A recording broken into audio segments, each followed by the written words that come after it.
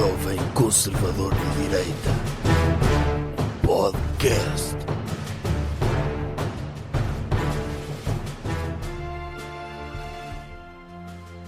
Boas pessoal, este é o 10º episódio do podcast do Dr. Jovem Conservador de Direita. Antes de começarmos e de eu apresentar o convidado de hoje, vocês já devem saber quem é, o Dr. Jovem Conservador de Direita, vou falar-vos de um espetáculo que vai haver no dia 2 de junho, em Coimbra, em que o Dr. vai falar na Feira Cultural de Coimbra, às 10 horas, 2 de junho, no Parque Dr. Manuel Braga. A entrada é gratuita e o Dr. vai fazer um comício, um espetáculo ao vivo, em que durante uma hora vão ter a oportunidade de ouvir uma das mentes mais brilhantes do país, o futuro Primeiro-Ministro, a falar sobre os seus projetos, sobre feminismo, sobre racismo, sobre economia, sobre abacates, sobre várias coisas. Por isso, estão todos convidados, gostava de poder contar convosco, e o doutor também, que está aqui ao meu lado, está a acenar com a cabeça e que concorda. Avance! Tema da semana. Eu trago hoje um estudo muito polémico, levado a cabo por um projeto de investigação da Faculdade de Psicologia da Universidade do Porto, em que faz um estudo comparativo de todos os QIs do país, por região. E chegou a uma conclusão, pode ser polémica, só não é polémica para quem gosta de saber a verdade, correto? E a questão é, quanto mais próximos estamos de Lisboa, mais inteligentes são as pessoas do país.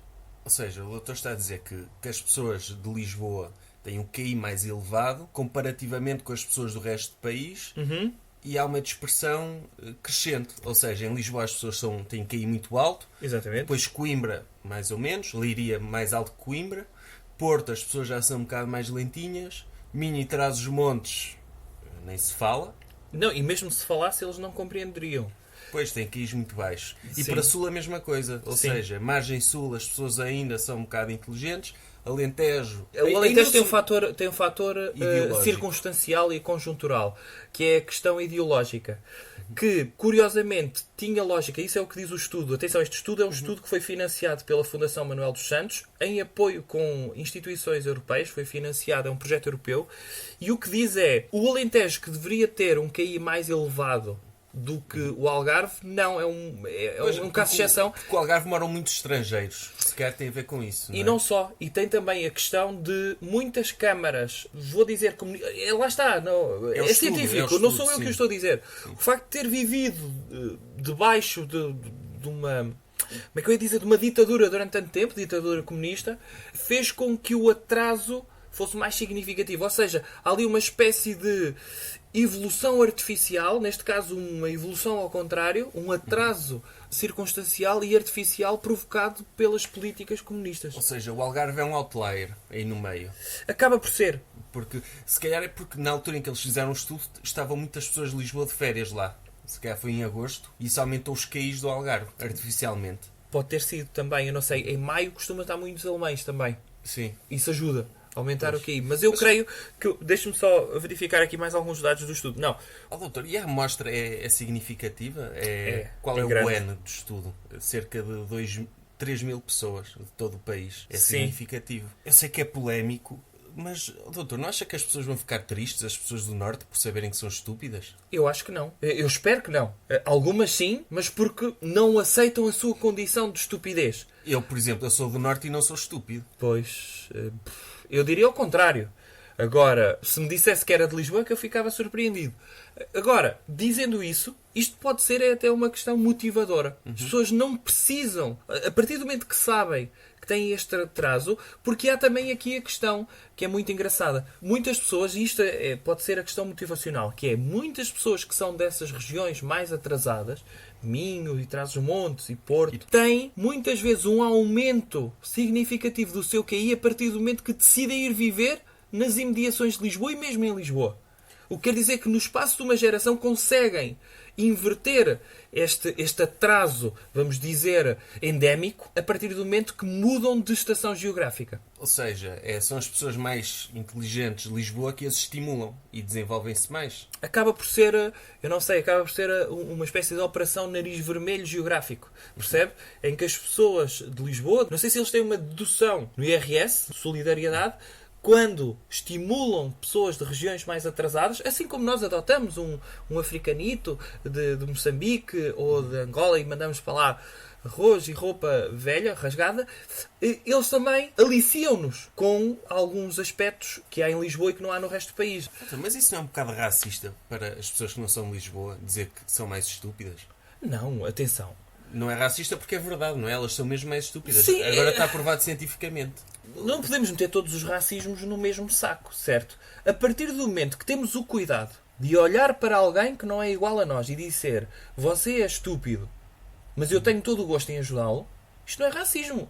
Isto é construtivismo. É racismo construtivo. Por exemplo, o racismo tem aquela conotação histórica tramada. Sim, que certo? é quando uma raça acha que é superior a outra, não é? Exatamente. Agora, e quer quando- eliminar essa raça. Neste caso, não. É dizer, eu sei que vocês têm menos capacidades, tenho todo o gosto em ajudar-vos a virem a ter mais ou menos as nossas capacidades. Doutor, e porquê que acha que isso acontece? O QI tem uma componente genética. É uma componente hereditária com um meio.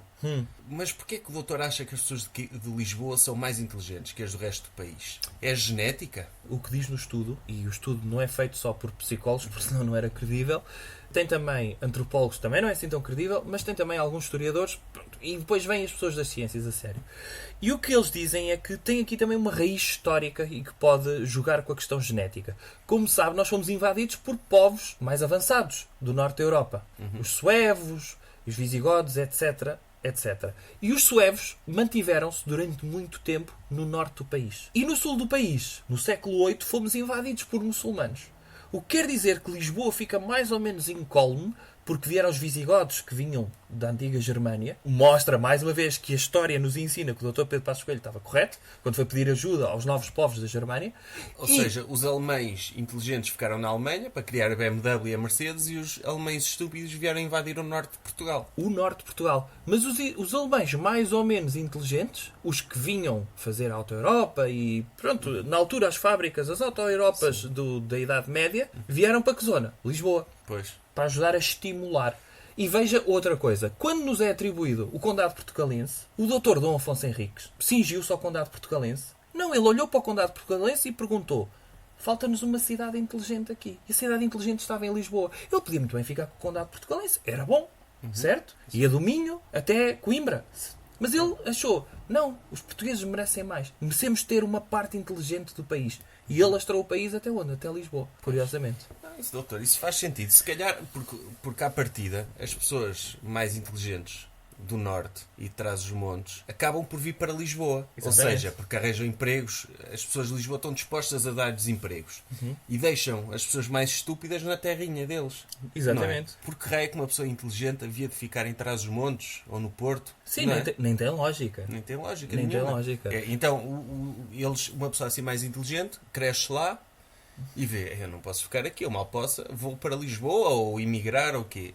E então ficam só os atrasadinhos da terra e se calhar é por causa disso que o QI deles é mais baixo. Poderá haver soluções intermédias para isto. O estudo aponta para algumas soluções. O facto de as pessoas que ainda acham que estão em negação acerca do seu atraso, vamos dizer assim, genético, há soluções. Uma delas é fazer uma espécie de Lisboa dos pequenitos dentro de cada cidade. Ter uma Lisboa dos pequenitos em Uma Guimarães. sucursal de Lisboa. Exatamente. No Colombo tem o Kidzania, onde os miúdos podem experimentar algumas profissões que normalmente como empregado Lidl e etc. Podíamos fazer isso, mas em cidade, que é meter uma Lisboa pequenina no meio de Guimarães, de Braga, de Chaves, Bragança, do Porto, e as pessoas iam lá experimentar e pela diferença logo de qualidade, de tudo, ar fresco, pessoas logo muito mais interessantes, inteligentes, eles quereriam. Porque uma pessoa, quando olha, anda no seu Fiat Punto e vê alguém a passear num BMW ou num Mercedes, e esse alguém lhe diz: olha, quero vir experimentar só para ver a diferença,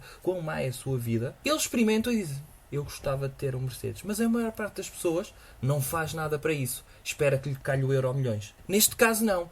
Era dar a experimentar a cidade e dizer: olhem, se quiserem vir, há uma subvenção para vocês poderem estagiar numa cidade de jeito, de modo a subir-vos o QI. Quem não aceitar isto é realmente mesmo muito estúpido. Pois, sim, mas é verdade. Isso agora faz sentido, esse estudo. Porque se uma pessoa pensar ao nível de celebridades, em Lisboa temos pessoas brilhantes, Sim. como o Dr. José Rodrigues dos Santos, A doutora Scarlett Johansson agora. agora lá, o Dr. Miguel Sousa Tavares, o Dr. Camilo Castelo Branco, que era de Lisboa também, só, Dr. Essa de Queiroz, só pessoas brilhantes. Exatamente. Todos de Lisboa. Vamos para o Porto, quem é que há? Há o Emplastro, o Dr. Manel Serrão E Peixeiras do Bolhão. e Peixeiras do Bolhão. Não Mais há mais nada, nada. não há mais nada. E é triste isso. É triste porque eu próprio, eu sou do Norte, mas eu vou tentar ir para Lisboa, porque eu não quero ficar no meio daqueles atrasados. Custa-me. Eu quero pessoas que me desafiem, que me estimulem e que sejam interessantes e que sejam cultas. Por isso é que faço questão de ir para Lisboa sempre que posso. Este é um bom slogan e acho que podíamos ficar por aqui. Faço questão de ir para Lisboa porque não quero ser atrasado. Coisas que devemos evitar. Devemos evitar ir à Feira do Livro. Porquê que alguém havia de ir à Feira do Livro? Pois essa é a minha pergunta. Portanto, evitem ir à Feira do Livro. Por uma questão muito simples. Não se vai encontrar nada de jeito nas feiras. O que acontece na Feira do Livro de Lisboa é um escândalo. Que é, os editores colocam lá os livros que não conseguem vender em lojas de jeito, a preços baixos, para aliciar as pessoas a comprarem literatura low cost. Por que razão é que alguém há de ir para a Feira do Livro, andar e cansar-se, quando pode muito bem mandar vir da Amazon? Uma pessoa a andar na Feira do Livro basicamente está a fazer o trabalho do trabalhador de armazéns da Amazon. Sim, a Feira do Livro é uma espécie de IKEA dos livros. Pois. Em que uma pessoa só falta ter de imprimir os próprios livros. Não. Eles davam, o próximo passo é eles darem uma pen e a pessoa imprime em casa o livro e depois tem um guia de como colar as páginas e fazer uma capa. Isso é o próximo passo da Feira do Livro. Mas é isso que nós queremos evitar. Que é, se o livro não tem qualidade para vender durante um ano numa loja de jeito, não deve ir para a Feira do Livro. Ouça, se quer comprar roupa de jeito, vai a uma loja. Não vai depois comprar contrafação na feira. E além disso temos um problema de produtividade tão grande neste país que não podemos estar aí a vender livros às pessoas, não é? Exatamente. Porque um livro, imagina, um livro grosso, por exemplo, assim daqueles mais evoluídos, por exemplo, o Dr. José Rodrigues dos Santos, Sim. escreve livros muito grossos, Sim. uma pessoa demora pelo menos 2 anos a ler um livro daqueles. E a ler bem, todos os dias. Sim. Não é? Demora mais tempo a ler um livro do que a equipa do Dr. José Rodrigues dos Santos a escrevê-lo. E uma pessoa demora muito tempo que podia estar a trabalhar ou a pensar em ideias do negócio ou a fazer coisas úteis e produtivas. Quer dizer, com tantos filmes e séries que existem e trabalho, as pessoas não podem ler. Sim. Não podem ler. E é muito engraçado que eu passei lá na sexta-feira, eu fui lá para ver aquela vergonha, passei lá e estava lá uma pessoa numa barraquinha que estava muito surpreendida por ter saído depois da série, viu uma série que é 13 razões, 13 Reasons Why, e houve uma pessoa que pegou no livro e disse, olha, agora também há livro. O que quer dizer que é escusado, já havia a série, para que é que saiu um livro daquilo? Pois, ainda por cima, a série uma pessoa já sabe o fim, logo no início. Que é uma rapariga suicida-se. Sim, e depois tem de se pôr o anel em Mordor, não é? É. Ok.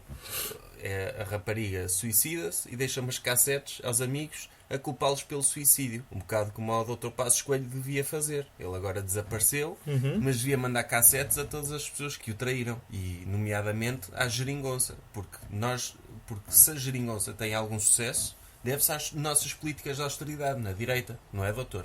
Eu acho que o Dr. Mário Centeno ia receber uma cassete a mostrar e a ouvir, para ele se ouvir a ele próprio, a violar todas as finanças portuguesas. Pois. E devia se sentir muito mal com isso e devia despedir-se imediatamente e pedir desculpas públicas ao Dr. Pedro Passos Coelho. Então, mas já que eles fazem a Feira do Livro, basicamente é para obrigar as pessoas a comprarem livros. Porque como aquilo é em público e é num sítio para o qual as pessoas gostam de passear, as pessoas passam lá sentem-se obrigadas a comprar. Porque se não comprarem, quem está à volta diz, olha, este é burro, nem gosta de ler, é pouco intelectual, então pegam no primeiro livro que está à mão e compram, contra a vontade delas. E depois são obrigadas a lê-lo.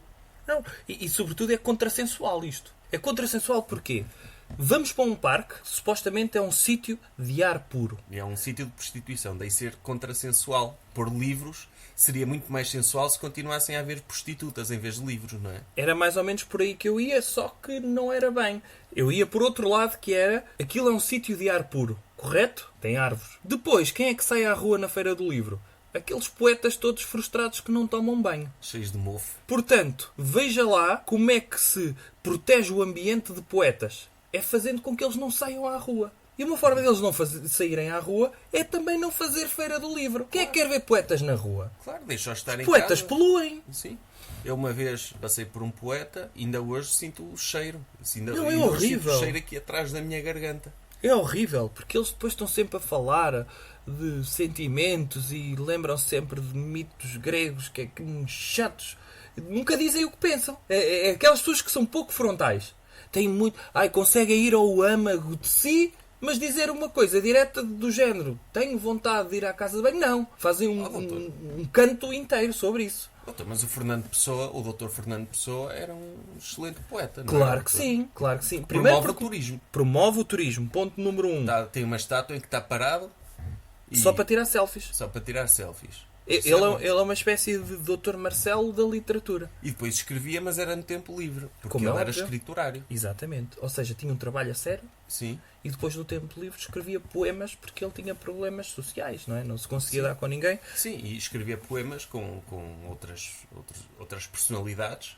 E ele, Pelo menos não matava ninguém. ele era CEO e funcionário da sua própria empresa de poesia, não é? Ele tinha tantos heterónimos que eram os funcionários e depois ele era uma espécie de diretor-geral da literatura. É como o Dr. José Rodrigues dos Santos, mas o Dr. José Rodrigues dos Santos é uma fábrica com crianças paquistanesas Sim. que escrevem. Sim, neste caso é mesmo um CEO no organograma Sim. normal, natural. O Dr. Fernando Pessoa era ele próprio isso tudo. Sim, e o Dr. José Rodrigues dos Santos nem precisa de ter os livros dele na Feira do Livro, não é? Vende logo. Agora, o que não se compreende é... O Dr. Rodrigues Carvalho também trabalha sabe se ele pede alguma coisa na fábrica do Dr. José Rodrigues Santos? Não sei, mas eu acho que ele pega nos livros do Dr. António Lobantunes, mete-os numa espécie de bimbi e depois o que sair é um livro dele. Ok. Porque é assim mais intelectual, percebe, doutor? Ok.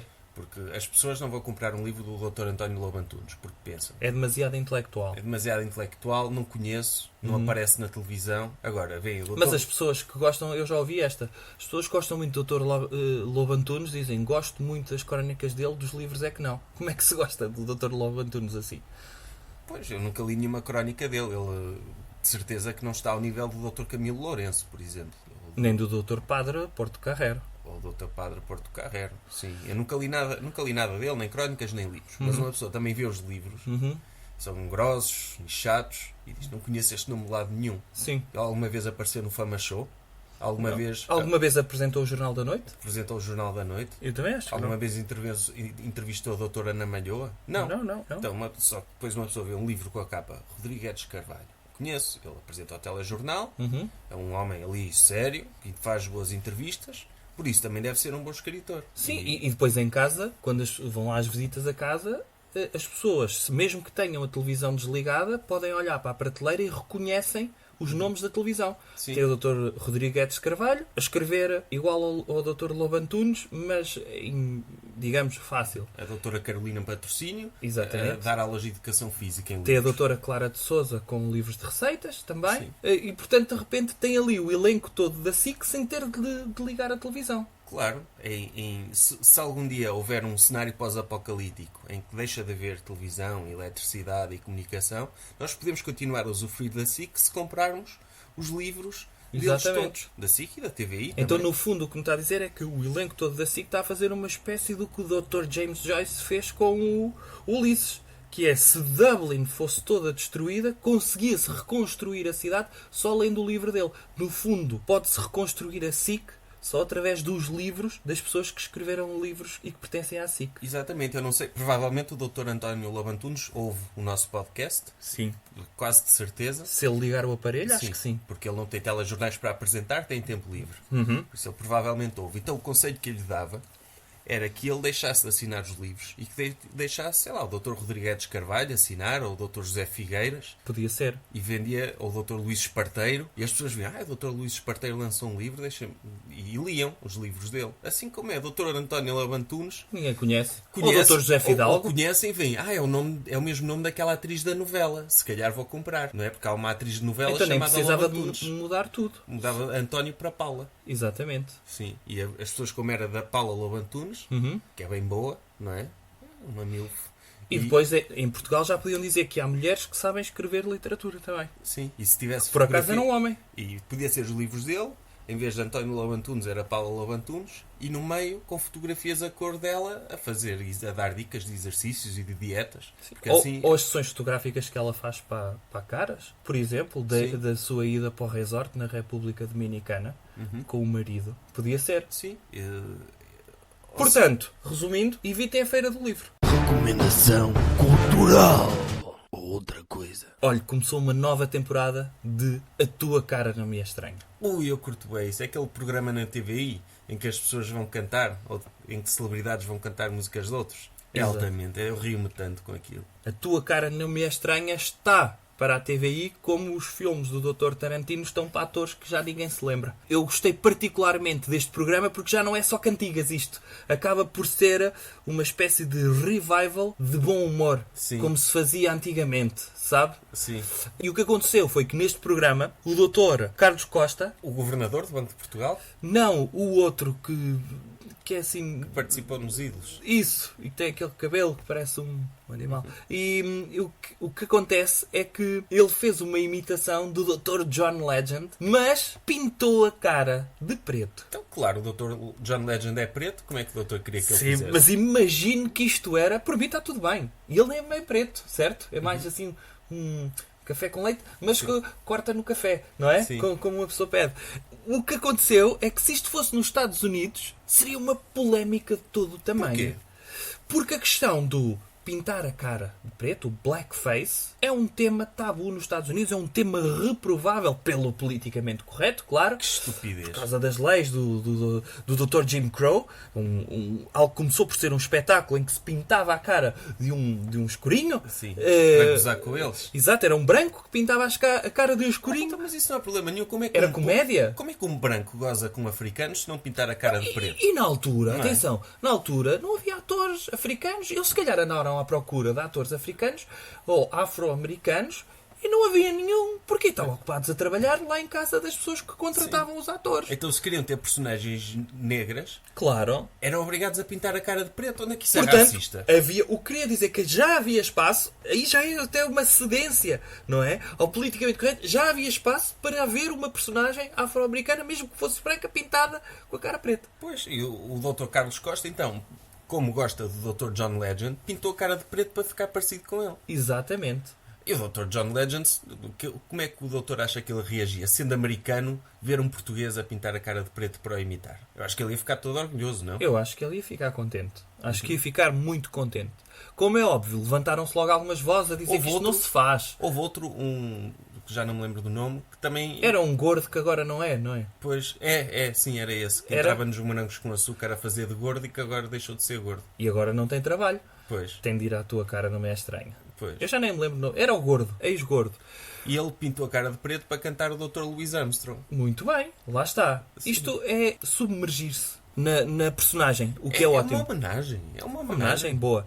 Então, isto fez-me logo lembrar quando se podia fazer humor à vontade em Portugal. E lembro-me muito bem. Mas agora não há humor nada, por causa do politicamente correto, já não há comédia de qualidade hoje em dia. De antes é que havia, na altura dos malucos do riso e dos batanetes. Sim, quando havia um programa que era os Malucos do Riso nos manicómios, não era? Sim. Ia gozar com malucos e com E com pessoas. ciganos. Sim, com pessoas com depressão, essas coisas todas que quando se podia brincar com tudo, sem ofender. Não só aquilo ofendia alguém. Claro, pelo contrário, os ciganos viam o Dr. Camacho Costa a fazer de cigano e ficavam orgulhosos. Diziam, finalmente temos alguém Que a nos representar-nos na televisão, todos os dias no tribunal e com o juiz a perguntar: oh, homem, o que é que fez outra vez? Sim. Ele, ai, doutor juiz, eu não sei quem roubei, matei e fiz. E os ciganos gostavam disto. Sim, sim, Que sim. dava-lhes é um dos Visibilidade? nossos. Dava-lhes visibilidade. Visibilidade, sim. O próprio Dr. Gustavo Santos participou nos Malucos do Riso.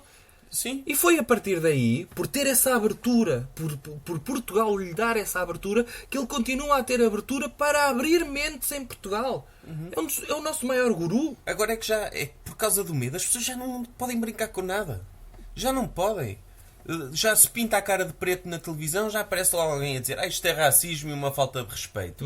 Uma pessoa brinca com ciganos, coitados dos ciganos, eles não se pode dizer nada, que eles são maus. A ideia era ter uma tela preta. Ou melhor, se calhar nem era tela preta, não é? Na televisão. Aqui a questão é, se não aparecem pessoas escurinhas e ciganos e homossexuais e gordos na televisão, que não há representatividade de todos os setores da sociedade portuguesa. Se há brancos que se dão ao trabalho de pintar a cara de preto ou de fazer de ciganos e de gordos, etc., também está mal. Pois. Não se pode fazer nada. E uma pessoa... É por isso que este país não anda para a frente, assim. E uma pessoa já nem pode insultar homossexuais, nem nada? Pois não.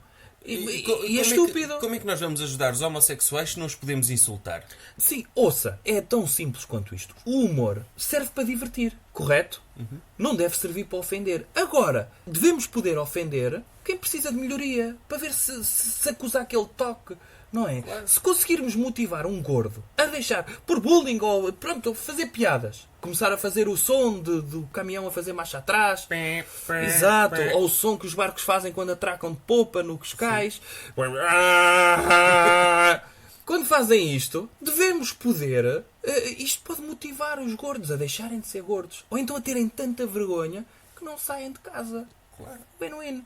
Correto. Exatamente. Na questão dos homossexuais também. Devemos poder gozar com homossexuais, porque se conseguirmos fazer com que eles sejam menos homossexuais, alguns deles, o mundo todo ganha. E eles ganham, sobretudo eles. Sim, e os ciganos que viam os malucos do riso e viam o Dr. Camacho Costa a gozar com eles, sempre no tribunal, também, em vez de o estarem a criticar por estar a gozar, o que eles iam a dizer é: se calhar vou ser menos criminoso para os malucos do riso deixarem de fazer isto. Claro. Vou tirar-lhes um pretexto para eles fazerem a mesma piada. E era bom para o crime. Porque os ciganos viam: não, eu não quero ser representado assim. Eu quero ser representado como um cigano médico. Claro. E eu estudar medicina. Como é óbvio. E não estavam no tribunal a fazer como se todos os ciganos fossem criminosos. Isso aconteceu com os indianos nos Estados Unidos. Os indianos que emigraram para os Estados Unidos e que abriam todos, sem exceção, lojas de conveniência, a partir do momento que se viram representados pelo Dr. Apu nos Simpsons, pensaram: eu não quero cair neste estereótipo, apesar deles todos serem assim,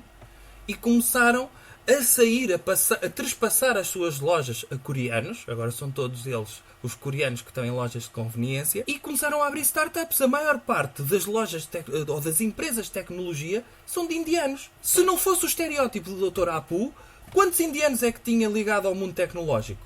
Pois. Nenhum! E hoje não se pode dizer nada. Por exemplo, no outro dia o Dr. Kendrick Lamar, ele chamou uma rapariga branca ao palco para cantar com ele uma música que tinha a palavra começada por N. Sabe qual é essa? É uma palavra muito má, doutor. Eu não sei se posso dizer aqui. Havia uma música do Dr. João Pedro Paes que também começava por N. Era o nada de nada. Não era nada. Não era essa palavra. Era a palavra... É a palavra começada por N, que é ofensiva. Qual? Eu não posso dizer, doutor. Nostradamus? Não. Nosferato? Pronto, vamos... Nosferato, ok. Nosferato. Vamos fingir que é Nosferato. Mas não é? Qual é? Diga-me ao ouvido. Nigger. Nigger. É essa que foi que ele disse. Sim. Não vamos dizer aqui. Sim, não vamos dizer aqui, sim. E então ela disse ele tinha essa palavra na música, que é bué racista, mas se for dita por pessoas afro-americanas não é racista, mas se for dita por outras pessoas é racista. Então a rapariga começou a cantar a música dele e a usar a palavra começada por N, e ele mandou parar e disse: calma aí, só podes cantar a minha música se cortares essa palavra. E ou seja, isto é bué racista, doutor, também. Porquê é que ela não pode dizer a palavra começada por N só porque é branca? Devia poder. Claro. Devia poder. Vamos imaginar que... De quem é aquela música onde ninguém é de ninguém? Também é uma palavra por N. É dos Delfins. É. Por exemplo, vamos imaginar que o Dr. Miguel Ângelo chamava alguém casado para o palco e pedia para cantar o Ninguém é de Ninguém, e essa pessoa indignava-se com o Dr. Miguel Ângelo porque dizia: ninguém é de ninguém nada. Eu sou do meu marido. Porque eu assumi esse laço de matrimónio na igreja. E, portanto, havia uma indignação. A música é assim. Pois. E o Dr. Miguel Ângelo não tinha culpa nenhuma. Ou a música Sou Como um Rio. Por exemplo. Eles chamaram-se ao palco e diziam: agora cantas esta música Sou Como um Rio. E a pessoa: não sou nada. Eu não sou rio nenhum. Eu sou como um oceano, sabe, Dr. Miguel Ângelo? Sou como um oceano. Tenho alma muito grande. O rio é você. E criava-se ali um problema tremendo. Sim. Não é? Porque... E tem também o exemplo da música do Dr. João Pedro Paes, esta que eu estava a dizer. O não dizes nada, ficas calado. Se ele chamasse uma senhora para cantar ao palco, Se ela não dissesse nada, é porque não dizia nada. Se ela cantasse a música, estava a cantar e era um contrassenso. Porque ela não diz nada, ficas calada. E ela não estava calada, estava a cantar. Mas sabe o que é pior, doutor? Que ideia é esta dos cantores chamarem pessoas para o palco para fazer o trabalho deles? Eu pago o bilhete para ver um concerto, não pago o bilhete para ir cantar para o palco.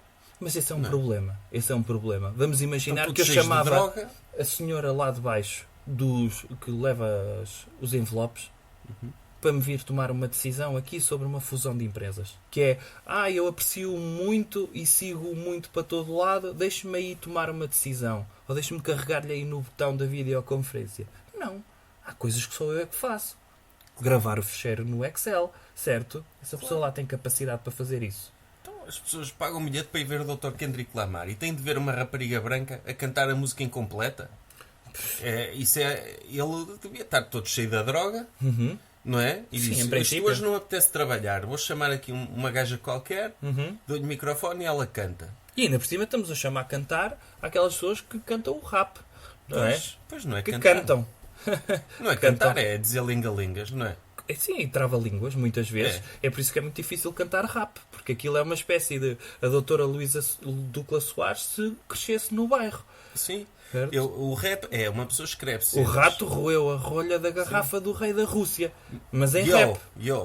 O rato roeu a rolha, tem de ser assim, com flow. Mas é tipo, eles escrevem bué e dizem, escrevi muito, agora tenho que dizer isto tudo em 3 minutos. Sim. E dizem que tem de falar o mais rápido possível. Isso é que é rap. É quem falar mais rápido. É quem No fala mais fundo rápido. é uma espécie de 100 metros de língua. Sim, por isso é que a maior parte dos rappers são negros. É como aos 100 metros. Não é? É o pronto. Dr. Usain Bolt. Sim. É, E isto não é nada racista, voltamos sim, ao estudo, sim, certo? sim. É só a verdade. Eles são bons nisto. São bons. São bons, né? Em fazer coisas rápido, cantar rápido, falar rápido, correr rápido. Depois outras coisas não são tão bons, que eu não vou dizer aqui, porque também não quero que me venham acusar de racismo, não é? Sim, e é melhor ficarmos por aqui. Muito obrigado. Subscrevam nos locais habituais e até para a semana. Jovem Conservador de Direita. Podcast.